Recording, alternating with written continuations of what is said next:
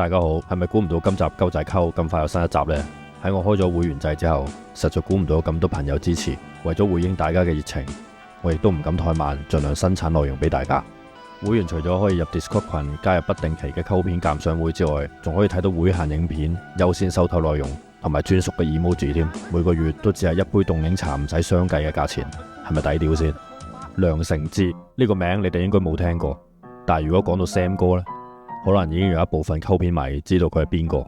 但如果你都係未聽過嘅話，咁你行超級市場嘅時候，都一定會見到好多日本食品，見到呢個外形疑似黑社會嘅大叔，你會唔會好好奇呢個 Sam 哥推介到底係何方神聖？呢啲食品嘅內有好消息，到底內裏又有乜嘢好消息呢？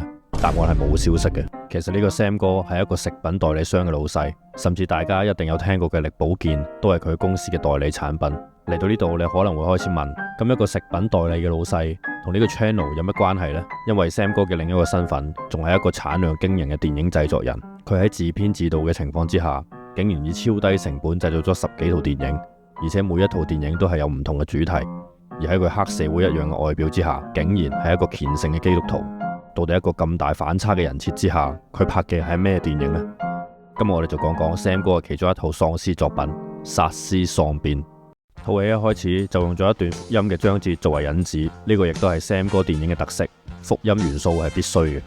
而呢段路加福音嘅章節，亦都打算將喪屍呢個主題同呢段福音嘅章節扯上關係嘅，但係我就覺得夾硬咗少少咯。一開始由 Sam 哥飾演嘅 Sam 哥同佢嘅手下討論緊打劫嘅計劃，佢嘅其中一個手下質疑 Sam 哥只係帶18發子彈會唔會太少嘅時候，Sam 哥就同我哋講，曲尺嘅子彈每一發都會成為警方嘅證據。大佬，得個18飛夠唔夠啊？曲尺啲子彈跳晒出嚟，每一粒彈殼都會成為警方查案嘅線索。呢個點解我會咁 detail 咁講俾大家聽呢？就係因為嚟緊嘅劇情走向會係完美咁同頭先佢講嘅嘢完全相反。佢哋喺公眾地方討論完打劫計劃之後，就上車準備食大茶飯。阿 Sam 哥啊，啱啱嗰啲嘢我哋喺車講咧，唔會安全啲咩？唔准質疑 Sam 哥。喺切斷咗大廈嘅 CCTV 之後，一行人就上樓。一開門就有3個可憐嘅保安俾 Sam 哥超強嘅體術殺死。而睇嚟 Sam 哥係仲未打夠，仲要加多個保安俾佢用雙截棍鑑山打死。殺完人之後，佢哋先醒起原來要蒙面，咁啊3個人一齊踏入珠寶公司啦。一入到去，3個持槍劫匪首先打咗想報警嘅女 reception 一巴先，而3人喺挾持員工嘅時候，Sam 哥仲撞破咗老闆同埋秘書嘅偷情場景。再打女 reception 一鑊之後，眾人成功控制場面。原來仲有2個保安而家先知咩事，打算潛行逃走，但係都係事敗俾 Sam 哥發現。肥保安逃走嘅時候，Sam 哥嘅手下 Jack 唔知點解要除咗面罩去追，而且喺有槍嘅情況之下，打算同對方埋身肉搏。你個死肥佬，等我慢慢同你玩先。你聽翻呢段佢手下嘅心聲，唔知點解都係 Sam 哥把聲嚟嘅。擺明就係去到後期嘅時候，導演自己都覺得唔合理，所以硬插一段心聲去兜嘅。睇嚟呢個肥佬都食過夜粥，更加將手下個槍打走添。喺危險嘅時候 ，Sam 哥亦除面罩咁樣現身救場。Sam 哥拎出雙截棍對付保安嘅雙手警棍，2條拎住武器耍咗成幾十秒咁耐。真實嘅搏擊啊！你一定要用一啲好實際同埋好慳體能嘅方法咧，係將你對手擊到。結果當然係 Sam 哥打贏啦。但係解除對方嘅武裝之後 ，Sam 哥好似仲未打夠，放低武器同對方嚟多一場肉搏戰。喺解決敵方嘅光頭之後，我方嘅光頭阿 Cash 都忍唔住要表演一下。認住我啊！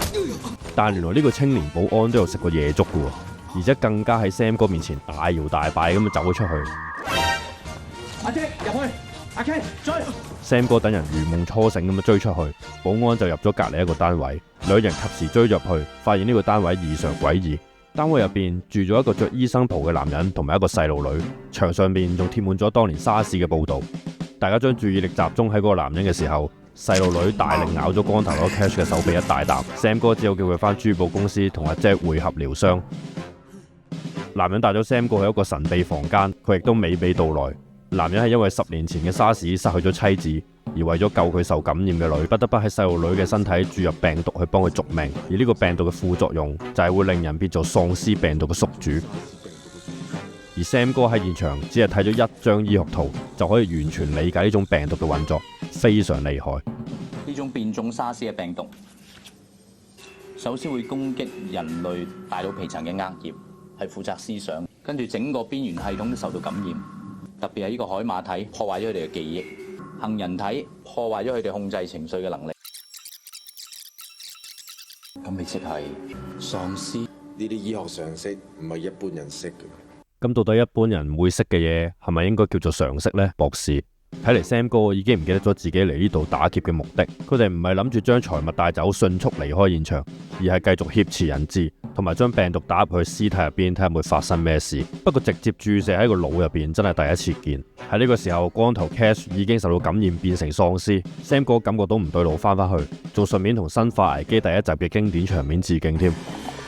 Sam 哥到咗而家都好堅持唔開一槍，就算打喪屍都係用刀嘅。Sam 哥發現珠寶公司嘅人除咗老細同埋秘書之外，已經變晒喪屍，而佢兩個亦都拒絕跟阿 Sam 哥一齊走。你有槍喎！你傻？有槍仲危險啊！咁你兩個喺度慢慢等啊！呢個時候 Sam 哥都仲未打算走，而係翻去同博士進行一場道德辯論。你咁樣同殺人有咩分別啊？一怒之下 ，Sam 哥亦都將博士同佢嘅實驗體喪屍消滅晒。你咁樣同殺人有咩分別啊？而喺混亂之中，頭先嘅青年保安終於出現，將細路女帶走咗。鏡頭一轉，去翻老細同埋秘書嘅視角，非常奇怪，兩個人竟然唔係揾逃生出口，而係入咗廁所。咁當然冇橋段啦，最後嗰格梗係會有喪屍嘅。但係呢隻喪屍，大家有冇發現有啲咩問題啊？點解呢隻喪屍會係 Sam 哥本人扮嘅呢？睇嚟 Sam 哥真係好大氣啊，連扮喪屍都唔放過。幾經辛苦搞掂咗 Sam 哥喪屍之後，喪屍大軍殺到，而貪生怕死嘅老細更加用秘書作為犧牲品，好讓自己可以成功搭 lift 逃走。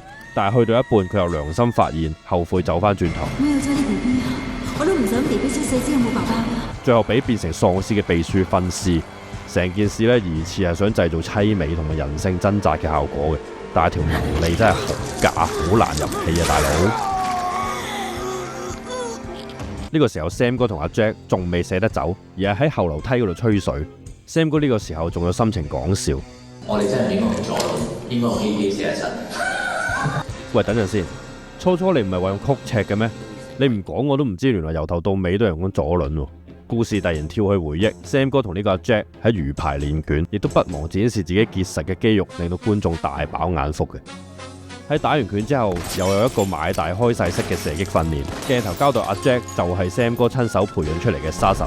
回憶結束之後，打破第四面牆，兩個人不停咁樣袒露自己嘅演員夢，場面感人。係咯，Sam 哥其實係做咩嘅？做戲啊！我係真係想做戲喎，無論男主角又好，配角、茄喱啡都好，我都想做，至緊要有機會發揮。今晚只係我哋第一集。嚟緊仲有續集。好，如果今晚我哋出到去，聽晚我請你食宵夜。點解今晚搞掂要聽晚先食呢？可唔可以今晚就食啊 Sam 哥？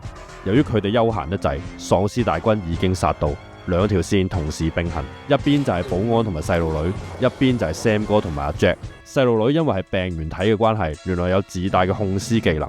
相反 Sam 哥呢邊就好吃力，就算開槍都冇辦法對付喪屍群嘅攻擊。阿 Jack 嘅手亦都被咬傷。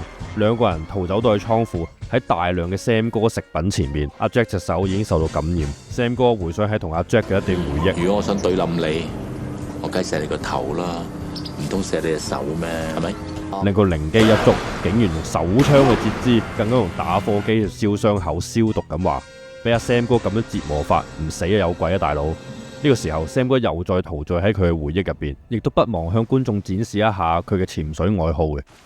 潛水加上有關手嘅情節，令我諗起當年 Sam 哥嘅力保健廣告，唔知有幾多人睇過呢？隻手冇事啊嘛，我手有冇事，我都唔會放手。衝勁盡表現，靠力保健。但係睇嚟阿 Jack 隻手就好撚有事啦，因為變成喪屍嘅佢今日就要死喺呢間大廈。喺一個 Sam 哥食品嘅廣告 shot 之後，保安同埋細路女都嚟到呢個倉庫。睇嚟呢度係離開大廈嘅必經之路，而 Sam 哥因為知道細路女係病原體而拒絕放生。你唔可以帶個細路女離開呢度。呢個時候 Sam 哥企圖幫自己洗白。我今日仲未開槍殺嗰個正常人，你唔好逼我。但係佢係咪唔記得咗一開波，佢已經用好殘忍嘅方法懟冧咗4個保安呢？兩個人進行一場死亡遊戲式嘅對決。喺打到你死我活嘅時候，Sam 哥用奮力嘅一擊，最終係打落去女 reception 嗰度嘅。到底呢個女 reception 係咪得罪 Sam 哥呢？點解要三番四次咁樣打鳩佢？連佢變咗喪屍之後都唔放過。但係 Sam 哥用力過猛，自己都被整傷。喺呢個時候，佢突然之間改變主意，決定放走保安同埋細路女。喺一個極之浮誇嘅演出之後，Sam 哥封住喪屍嘅去路，諗住同一眾喪屍決戰，同佢代理嘅日本食品共存亡。Sam 哥用晒子彈之後，改為埋身肉搏，其中一個喪屍演員更加俾佢無情咁樣踐踏。之後 Sam 哥就地取材，用釘槍、電鋸、電鑽呢啲打喪屍必備武器殺出重圍。等陣先 ，Sam 哥原來你有電鋸啊？咁點解頭先要用槍截肢呢？戰到最後 ，Sam 哥諗住用埋之前留低嘅最後一發子彈，喺自己變為喪屍之前自我了結。呢個時候回憶片段又再次襲擊大家。回憶入邊，我哋見到一把聲非常之妖豔嘅女人，因為擔心自己套戲唔收得，所以有情緒病。我最近拍咗部電影，又唔知收唔收得。原來 Sam 哥嘅正職係一個心理醫生嚟。Sam 哥又再一次借機打算打破第四面牆，同觀眾講嘢啦。我哋下個禮拜見。喺 Sam 哥死咗之後，保安哥哥帶住細路女逃出生天，但係其實整個香港已經被喪屍包圍。故事再以一段聖經嘅章節交代瘟疫將會係神清算人類嘅工具作結。睇完呢套戲 ，Sam 哥肆無忌憚咁樣喺戲度滿足自己嘅慾望，一次過滿足做導演、男主角、打鬥、做喪屍同埋打女 reception 嘅慾望。爽！其實打算做呢套戲嘅時候，我係未睇過呢套戲嘅，所以之前就同會員一齊睇啊。睇完大家都一致認為呢套戲竟然係鳩仔溝以嚟最正常嘅一套戲。Sam 哥呢套戲，你哋有冇一種睇古早生化危機嘅味道？感覺好似一個可以切換主角嘅遊戲咁樣，入邊嘅角色你都會覺得好似睇緊一個極差嘅玩家選擇出嚟嘅結果咁樣。你哋可能會屌啦 ，Sam 哥由頭到尾喺度自嗨，但係我想講，其實電影不嬲都係一樣咁嘅嘢嚟嘅。好多人自嗨得嚟，可以唔理觀眾感受，而 Sam 哥其實喺呢啲人入邊叫做非常照顧觀眾噶啦。以佢嘅產量同埋製作嘅誠意，我夠膽講，佢比好多專業電影人都仲要愛電影。而家香港電影市道咁低迷，自己揾錢拍自己中意嘅嘢，唔諗票房，唔諗口碑，試問有邊個電影人可以做到？所以我認為電影界係欠 Sam 哥一個交代。Sam 哥，我願稱你為真正嘅業界生還者。今次就講咗咁多先，大家記得 like、share 同埋 subscribe， 仲有加入會員頻道，享受更加多嘅精彩內容。我哋下條片見，好，拜拜。我哋下個禮拜見。